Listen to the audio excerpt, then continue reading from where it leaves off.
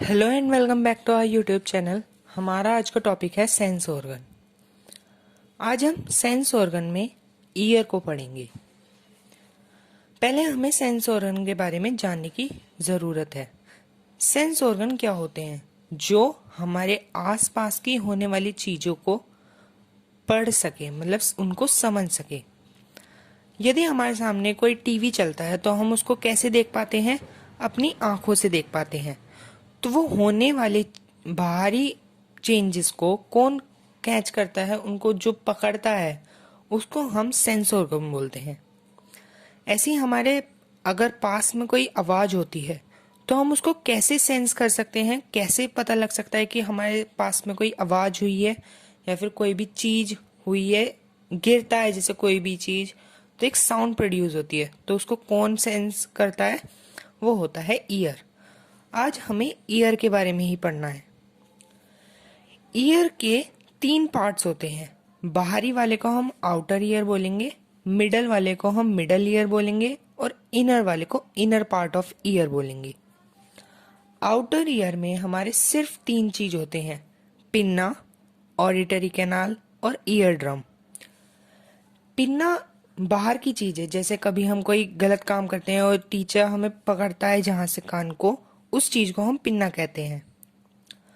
हमने अगर कान में कभी देखा होगा, एक होल जैसा होता है, एक वहां पे रास्ता जैसा होता है, उसी में छोटा सा, वो होता है ऑडिटरी कैनाल। और कहीं पे अंदर जाके होता है ईयर ड्रम। अब हम बायो में ईयर ड्रम तो बोलेंगे नहीं, तो इसलिए हम उसको बोलते हैं टिम्पैनम। मिडल ईयर में 3 बोन होती हैं और ये सबसे छोटी बोन होती है एक ह्यूमन बॉडी में: मेलियस, इंकस और स्टेप्स। ये तीनों को हम एक बार में क्या बोलेंगे? इनको बोलते हैं हम ईयर ऑसिकल्स। फिर आता है हमारा इनर ईयर।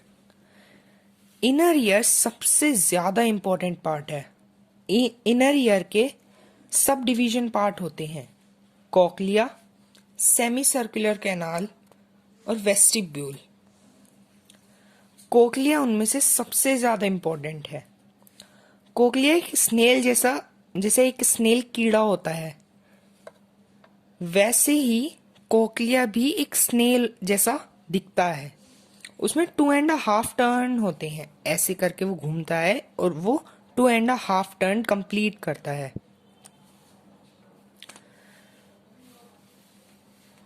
कोक्लिया कुछ ऐसा दिखता है। उसमें 3 कैनाल होते हैं: वेस्टिब्यूलर कैनाल, बीच में है इसलिए हम बोलेंगे मीडियन कैनाल, और तीसरा जो है वो है टिम्पैनल कैनाल।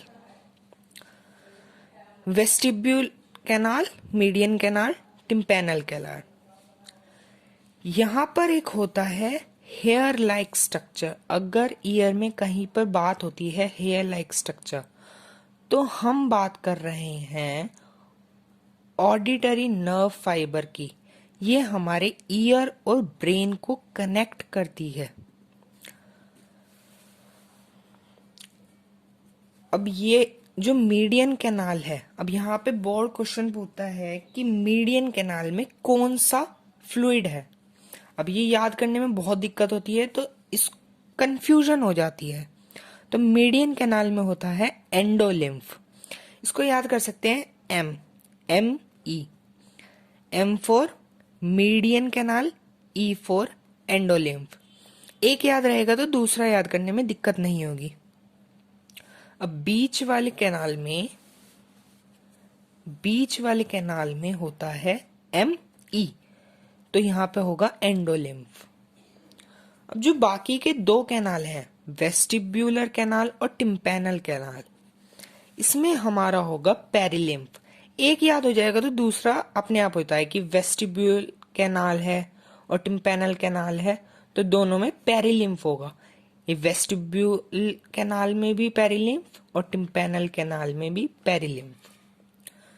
अब जो सेंसरी सेल्स हमारे ईयर में प्रेजेंट होते हैं, बहुत इंपॉर्टेंट, उसको हम बोलते हैं ऑर्गन ऑफ कोर्टी।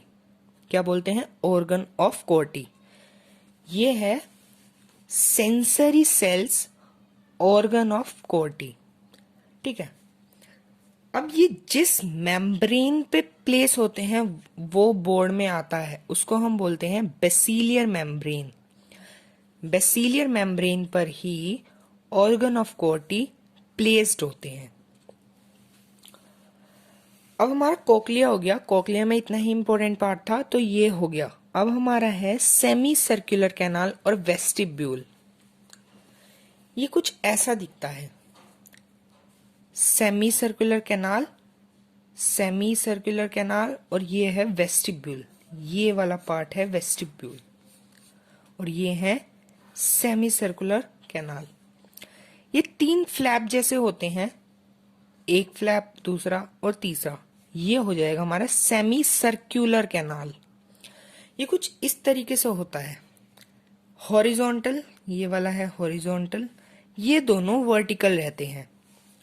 ये हमेशा हॉरिजॉन्टल रहेगा, ये हमेशा दोनों वर्टिकल इसके अटैच में खड़े रहेंगे। ठीक है, अब ये हॉरिजॉन्टल है और ये वर्टिकल है तो यहाँ पे बन जाता है 90 डिग्री का एंगल। तो हम कह सकते हैं कि ये तीनों अपने में ही परपेंडिकुलरली प्लेस्ड हैं। ये हो जाएगा वेस्टिब्यूल। ठीक है, अब ये किस काम आएंगे? जो वेस्टिब्यूल होता है वो हमारे स्टैटिक बैलेंस में काम आता है। ईयर सिर्फ हमें हियरिंग में ही काम नहीं आता, ईयर हमें बॉडी के बैलेंस में बहुत ज्यादा मदद करता है।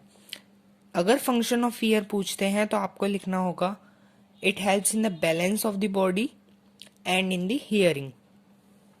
तो वेस्टिब्यूल, जो वेस्टिब्यूल है वो हमारे स्टैटिक बैलेंस में मदद करता है। स्टैटिक बैलेंस का मतलब है अगर हमारी बॉडी मोशन में नहीं है, सीधी स्टिल खड़ी है, तो वहां पर उसमें भी हमें बैलेंस करना है, तो वो कौन करवाएगा? वो वेस्टिब्यूल करवाएगा।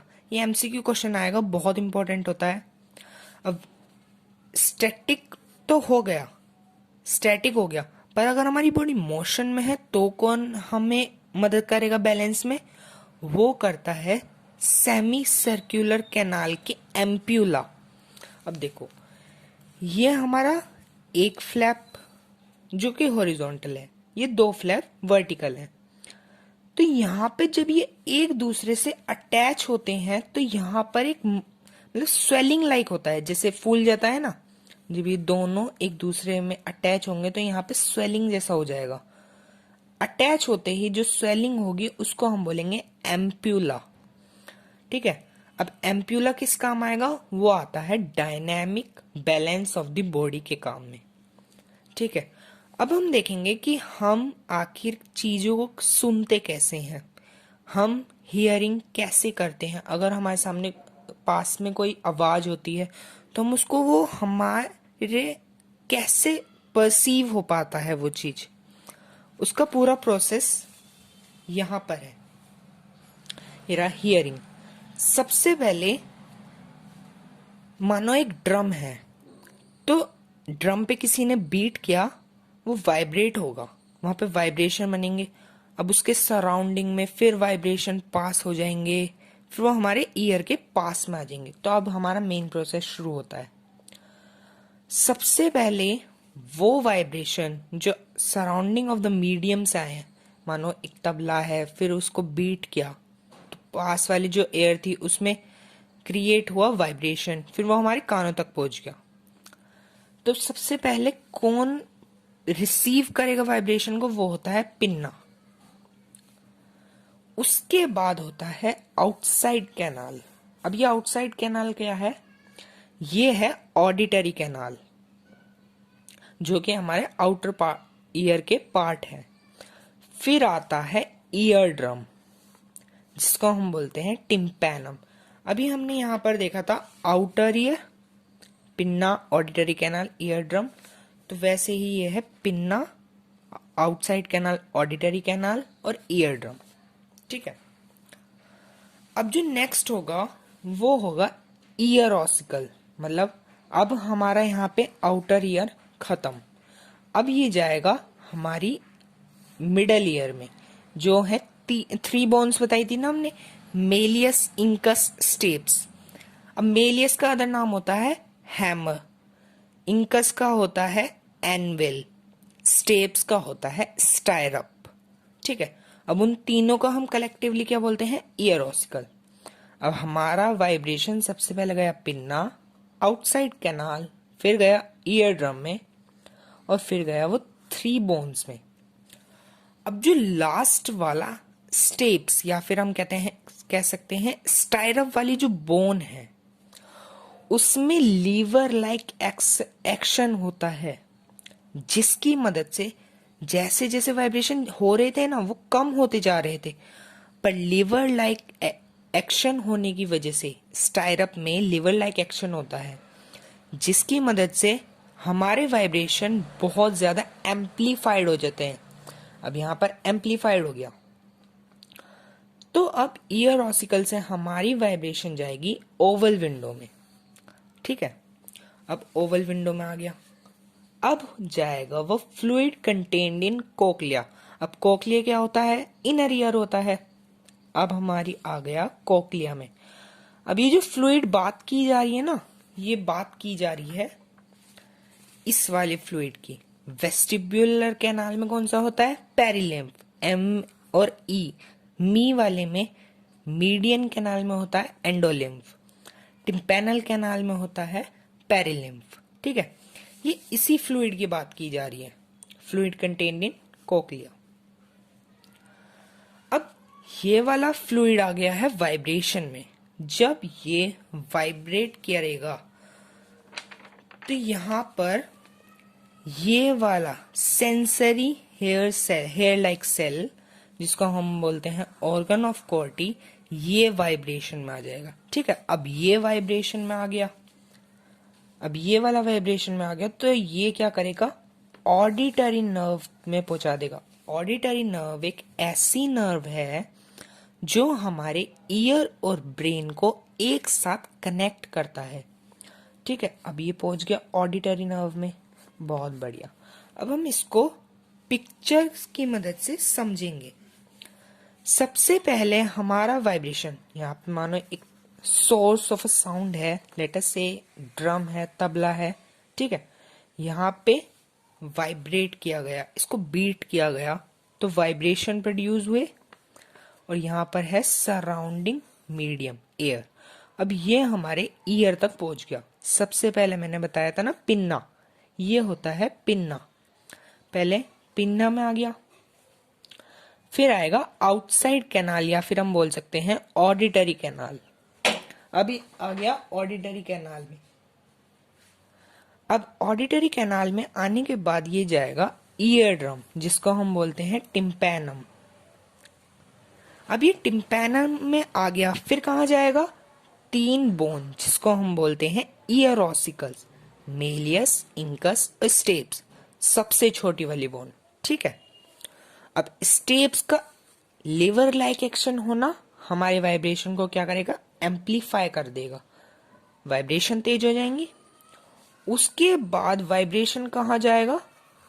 ओवल विंडो में, ये रहा मेलियस, इंकस, स्टेप्स, फिर यहां पे जाएगा ओवल विंडो में। ठीक है, ये आ गया ओवल विंडो में। अब ओवल विंडो में आने के बाद सबसे मतलब क्या होगा? हमारा आ जाएगा इनर ईयर में। ठीक है, वहां पर होता है कोक्लिया, कोक्लिया में होता है फ्लूइड। अब वो फ्लूइड वाइब्रेशन में आ जाएगा। फ्लूइड वाइब्रेशन में आने के बाद वो हेयर लाइक प्रोसेस, क्या बोला था? ऑर्गन ऑफ कॉर्टी को दबाएगा, मतलब उसको वाइब्रेशन में ला देगा। अब वो वाइब्रेशन में आ गया तो कहाँ जाएगा? लास्ट पे आ जाता है ऑडिटरी नर्व। ऑडिटरी नर्व मतलब कि जो ईयर और ब्रेन को कनेक्ट करती है। अब हमारा जो वाइब्रेशन, जैसा भी high pitch, low pitch, high bass, low bass, कैसा भी वाइब्रेशन है, वो अब हमारी ऑडिटरी नर्व से जाएगा अब हमारे ब्रेन में। ये होता है पूरा हियरिंग का प्रोसेस। ये हियरिंग, ये वाली चीज काम आता है लॉजिकल सीक्वेंस में अरेंज करने के लिए। ये प्रोसेस समझ लेंगे तो लॉजिकल सीक्वेंस में लगाने में इजी होता है। अब एक फंक्शन तो हियरिंग हो गया, दूसरा फंक्शन होता है बैलेंसिंग। हमारा ईयर हमारी बॉडी को बैलेंस होने में कैसे मदद करता है? वो दो तरीके से मदद करता है। जब बॉडी हमारी स्टेबल है, मोशन में नहीं है, स्टैटिक में है। और दूसरा कब? जब हमारी बॉडी वर्किंग में है, बॉडी में मोशन प्रोड्यूस हो रहा है, चेंज ऑफ अ पोजीशन हो रही है, ठीक है, तब हम कहते हैं कि बॉडी डायनेमिक बैलेंस की जरूरत है। जब बॉडी मोशन में होगी, मोशन में बॉडी होगी तो उसको चाहिए होगा dynamic balance. Okay, dynamic balance. और जब नॉर्मल होगी, मतलब बॉडी मूवमेंट में नहीं है, तो स्टैटिक में है हमारी बॉडी, तो उस समय क्या चाहिए उसको? Static balance. ओके। अब क्या होता है, मानो कभी हम जैसे घूमते हैं बहुत, एक वो होता है ना झूला जिसपे खड़े हो जाते हैं और दूसरे वाला घुमाता है हमारा फ्रेंड, तो उसमें चक्कर आने लग जाते हैं थोड़ी देर में। वो ऐसा क्यों होता है? मानो हम उसी जगह पर खड़े हैं या फिर हम कुछ खेल रहे हैं जिसमें हमें बार बार घूमना पड़ रहा है, तो क्या होगा जब हम घूमते हैं? तब हमारे साथ हमारी ईयर में प्रेजेंट होने वाला फ्लूइड, कोक्लिया में प्रेजेंट होने वाला फ्लूइड, जिसको हम कहते हैं पेरिलिम्फ और एंडोलिम्फ, जब हम घूमते हैं तो पेरिलिम्फ और एंडोलिम्फ भी मोशन में आ जाते हैं। अब मानो वो तो मोशन में आ गए, अब जब वो मोशन में आ जाएंगे तो वो क्या करेंगे? मोशन में आने के बाद वो सेंसरी हेयर लाइक सेल, मतलब ऑर्गन ऑफ कॉर्टी को प्रेस करते हैं। अब प्रेस करेंगे, अब मानो अब हम नहीं घूम रहे, अब हम सीधे खड़े हैं, पर हमारे कोक्लिया में प्रेजेंट होने वाला फ्लूइड कभी रुकता नहीं है। हम रुक गए पर फ्लूइड नहीं रुका, तो वो क्या करता है? Sensory hair like cell, organ of Corti को प्रेस करता रहेगा, जिसकी मदद से ऑडिटरी नर्व से वो सेंसेशन हमारे ब्रेन में जाएगी, जिसकी मदद से हमें चक्कर आते हैं। ठीक है, अब एक बार देख लेते हैं कौन डायनेमिक बैलेंस में मदद करता है और कौन स्टैटिक बैलेंस में मदद करता है। Sensory cells present in the semi circular canal, बताया था ना, सेमी सर्कुलर कैनाल हमें मदद करता है डायनेमिक बैलेंस में। और वेस्टिब्यूल, VS, वर्सेस वाला सुना है? अब जैसे IPL चले हैं अभी, तो Chennai super Kings versus Mumbai Indians, ऐसे होता है ना, तो VS वर्सेस, वही वाला वर्सेस से याद कर सकते हैं, वेस्टिब्यूल और स्टैटिक बैलेंस। तो ऐसे करके हमें एक कोड मिल गया, निमोनिक मिल गया कि VS वेस्टिब्यूल है तो हमें स्टैटिक लगाना है। ये MCQ में आएंगे, पक्का आएंगे। और ये जब हम पूरा सिलेबस पढ़ते हैं क्लास 10th का, तो ये बहुत ज्यादा मिसमैच हो जाता है, बहुत सारी चीजें याद नहीं रहती, तो ये छोटे छोटे क्वेश्चंस बनते हैं बोर्ड में। तो ऐसे अगर निमोनिक से याद करोगे तो वो भूलने में भी वक्त लेगा, वो भूलने में नहीं हो पाएगा, तो याद रह जाएंगे। जैसे वेस्टिब्यूल है तो स्टैटिक बैलेंस है, मीडियन कैनाल ऑफ कोक्लिया है, अगर आपने ME से याद करा है तो आपको याद आएगा एंडोलिम्फ। तो ऐसे याद करने की कोशिश करें। और अगर आपको आइज का भी पढ़ना है एज अ सेंस ऑर्गन, तो आप प्लीज कमेंट में बताएं। Thank you.